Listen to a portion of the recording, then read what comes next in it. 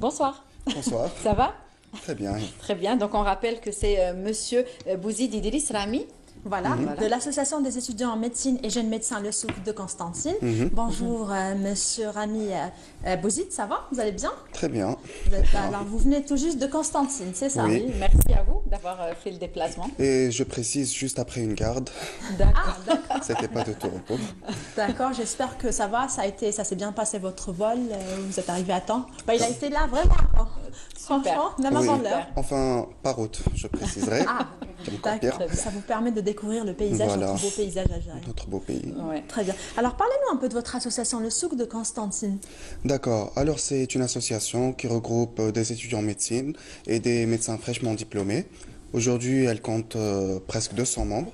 Ce sont des membres actifs, volontaires, qui ont envie d'apporter leur contribution à cette société, qui ont envie d'être une part active de la société, de par les projets qu'on organise.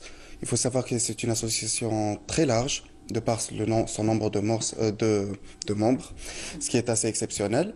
Et aussi, ces secteurs d'activité qui sont assez larges. On a déjà le droit de chacun à l'accès à la santé et à la non-discrimination. Dans ce domaine, nous avons organisé vraiment énormément de projets. Nous avons eu euh, l'un des projets phares qui s'était passé l'année passée, qui s'appelait Manish Mehboul, qui visait justement à sensibiliser la population sur la non-discrimination des malades mentaux, leur expliquer que ce sont des malades qui se traitent, que c'est une maladie comme une autre, essayer de leur montrer leur souffrance quotidienne. Un autre projet qui s'est déroulé il n'y a pas très longtemps, qui s'appelle Switch. Le concept du projet, c'est d'essayer de mettre les gens dans la peau d'une personne qui a un handicap ou un problème médical.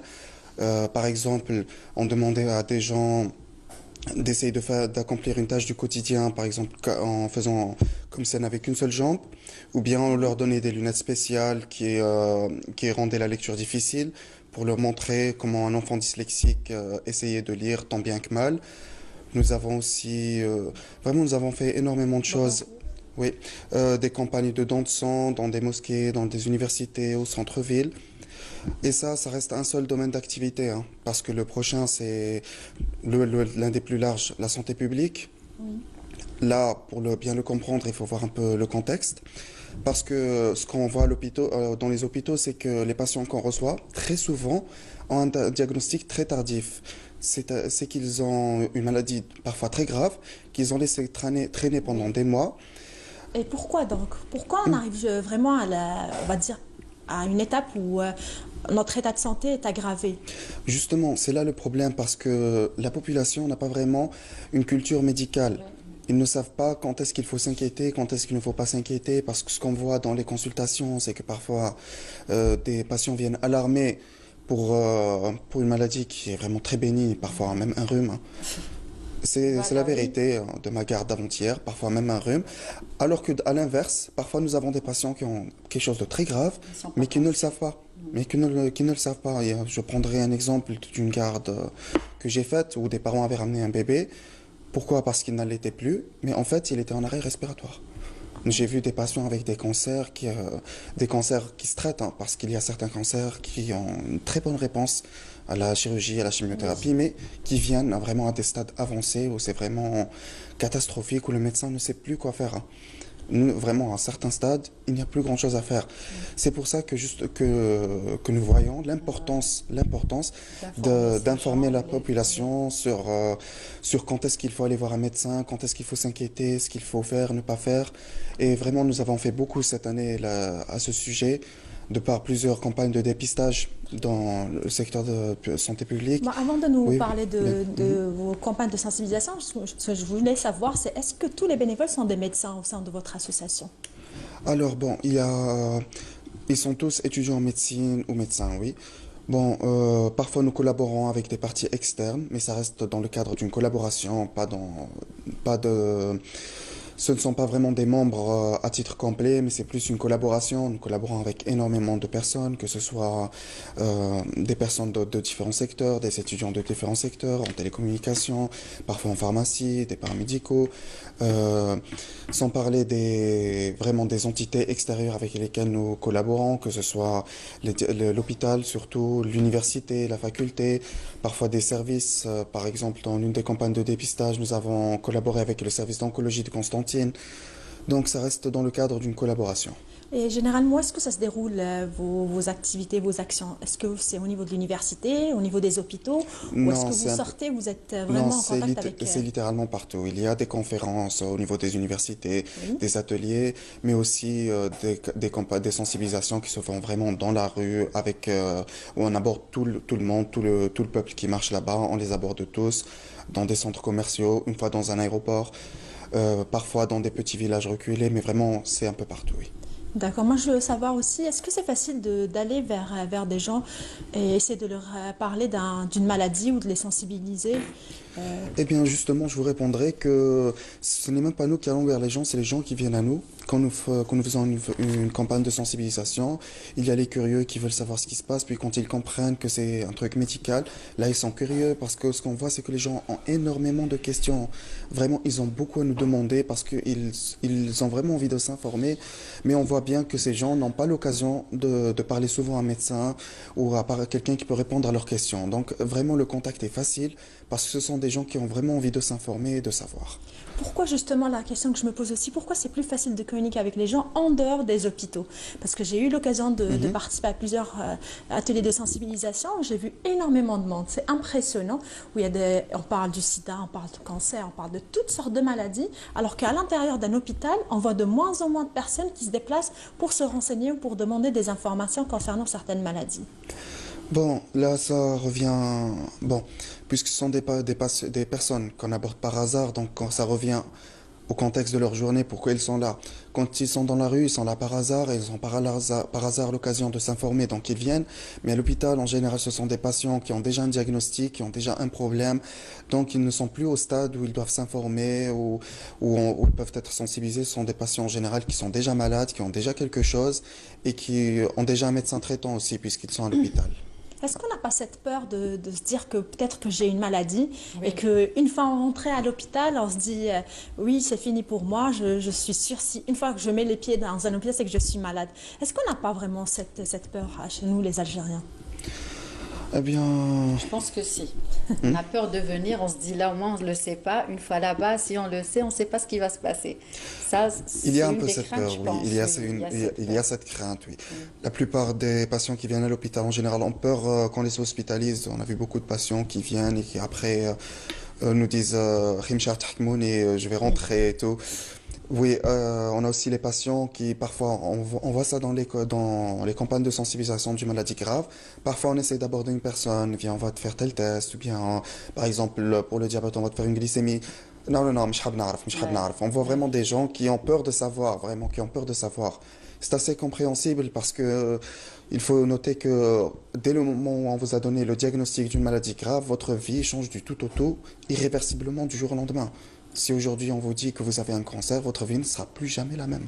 Mais moi, ce que je dis justement, tout se traite à l'heure où on est, il y a des médicaments pour tout, une prise en charge. Seulement, il y a un aspect qu'on oublie généralement en Algérie, c'est l'aspect psychologique. On le laisse de côté ou on l'ignore tout simplement.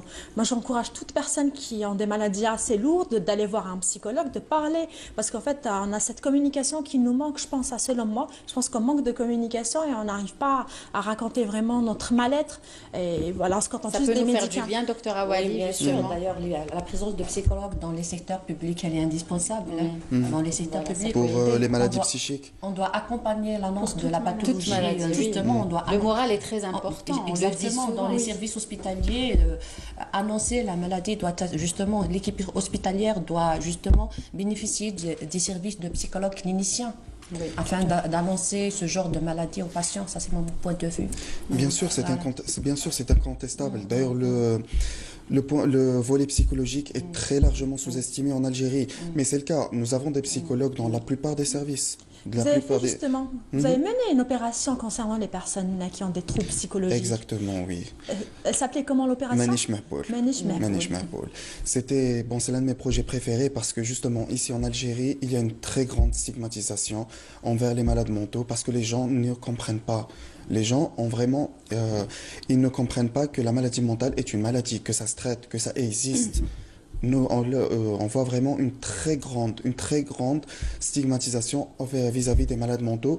Et le pire, c'est que c'est même envers leurs familles proches. C'est vraiment même envers leurs familles proches. Ils ne comprennent pas que c'est quelque chose qui se traite. Là, ça se divise en deux. Soit les malades qui ont une maladie mentale grave, et là, pour eux, c'est bon, il est condamné, il est fou, et on peut rien faire. Quand tu lui dis que ça se traite ou quelque chose comme ça, pour lui, non, c'est non. Et on voit même des patients qui, même après être traités, après être traités, quand ils reviennent chez eux, ils sont mis à la porte par leur famille, par leurs parents. Voilà. Nous avons vu ces patients-là. Mais l'autre volet, c'est quand ce sont des maladies mentales mineures. Par exemple, pour les troubles anxieux, pour les troubles obsessionnels, pour les dépressions. Là, c'est l'inverse. Pour les gens, ce n'est pas une maladie. Cette personne, elle fait semblant. Pour la dépression, non, oui, on a tous des coups de blues, on a tous le cafard.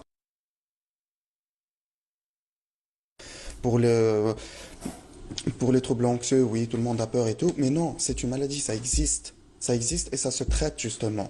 Et c'était le but de cette campagne, c'était de faire comprendre aux gens que les maladies mentales, ça existe et que ça se traite. Et que les malades mentaux sont des personnes comme nous qui méritent le respect, qui méritent d'être traités et qui méritent de vivre leur vie normalement. Et la plupart du temps, c'est possible justement. Très bien. Très bien. Donc, docteur, vous vouliez rajouter quelque chose? Juste pour la somatisation des maladies psychosomatiques, ça c'est très important dans le cursus de diagnostic médical. Oui. Il ne faut pas oublier de parler de ça. Dans les maladies psychosomatiques, justement, c'est quand le patient il est convaincu qu'il est malade, oui, qu'il va le devenir plus tard. Et pour la défense immunitaire aussi, on a aussi le côté de la somatisation aussi. Je vous laisse... Bon, pour les troubles psychosomatiques, là, on va entrer un peu dans les détails. Voilà. Là, ça revient vraiment tout ce qui est psychanalyse et tout. Voilà. Donc, quand on dit qu'une personne a une anxiété enfouie ou quelque chose comme ça peut se révéler sous plusieurs formes. Soit par des idées intrusives dans les troubles obsessionnels, soit par une peur, une simple peur. Pas une simple peur, mais vraiment une peur à l'état pur. Dans les troubles anxieux, c'est vraiment des personnes qui ont une peur, vraiment une anxiété incroyable, mais pour rien, et on continue.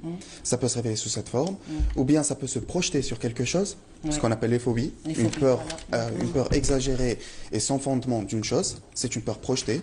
Ou bien les troubles somatiques, là c'est quand cette anxiété est projetée sur le corps lui-même.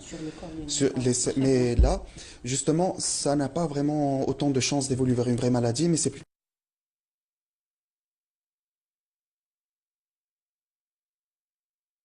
que ça donne les symptômes d'une vraie maladie. Parce que le patient va projeter cette peur sur son propre corps, et là, il va avoir des symptômes. Les symptômes de la maladie. Exactement. Voilà. Donc, il peut ressentir des douleurs, des maux de ventre, un malaise. Et là, c'est simplement psychosomatique, ça n'est en rapport avec aucune maladie physique, mais par un mal-être psychique qui se rapporte justement sur le corps du patient. Très bien. Monsieur Driss Bouzid, merci. Merci à vous d'avoir fait le déplacement pour tout le travail que vous faites au sein de votre association. Vous saluerez tous les bénévoles qui sont avec vous. Bien sûr. Ouais.